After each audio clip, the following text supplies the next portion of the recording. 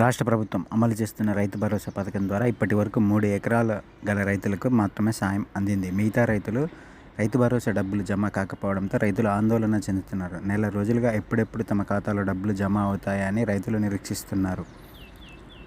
ధరణి పోర్టల్లో వ్యవసాయ భూములుగా పట్టాలు కలిగిన రైతులందరికీ ప్రతి సీజన్లో ఎకరానికి 5,000 చొప్పున పెట్టుబడి సాయాన్ని గత ప్రభుత్వం వారి ఖాతాలో జమ చేసింది. ఏడాది క్రితం జరిగిన అసెంబ్లీ ఎన్నికల్లో తాము అధికారంలోకి వస్తే ఎకరానికి 7,500 రూపాయలు చొప్పున రైతులతో పాటు కౌలు రైతులకు కూడా డబ్బులు ఇస్తామని కాంగ్రెస్ పార్టీ హామీ ఇచ్చింది. రైతు కూలీలకు కూడా రైతు భరోసాను అమలు చేస్తామని ప్రకటించిన విషయం తెలిసిందే. గడిచిన వానాకాలం సీజన్ నుంచే రైతు భరోసా అమలు చేస్తుందని అంతా అనుకున్నారు. ఆ సీజన్లో 2 లక్షల రూపాయల వరకు రుణమాఫీ పథకాన్ని అమలు చేసింది.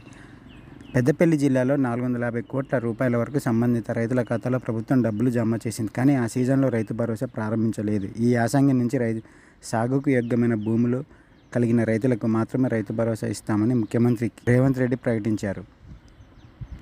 అది కూడా ఎకరానికి ఎన్నికల ముందు ప్రకటించిన విధంగా 7,500 రూపాయలు కాకుండా 6,000 రూపాయలు ఇస్తామని ప్రకటించారు. ఈ మేరకు సాగులో ఉన్న భూములను గుర్తించేందుకు రెవెన్యూ వ్యవసాయ శాఖ అధికారులు సర్వే చేశారు. ఇప్పటి వరకు పెద్దపల్లి జిల్లాలో 3 ఎకరాల వరకు ఉన్న రైతులు 1,14,313 మంది రైతులకు 82,57,68,13 రూపాయలు జమ చేసింది. 3 ఎకరాల పైగా భూములు కలిగిన దాదాపు 45,000కు పైగా రైతులకు 51 కోట్ల రూపాయలు జమ చేయాల్సి ఉంది. ఎప్పుడు తమ ఖాతాలో డబ్బులు జమ అయ్యాయో లేదో అని బ్యాంకులకు వెళ్లి ఆరా తీస్తున్నారు రైతులు.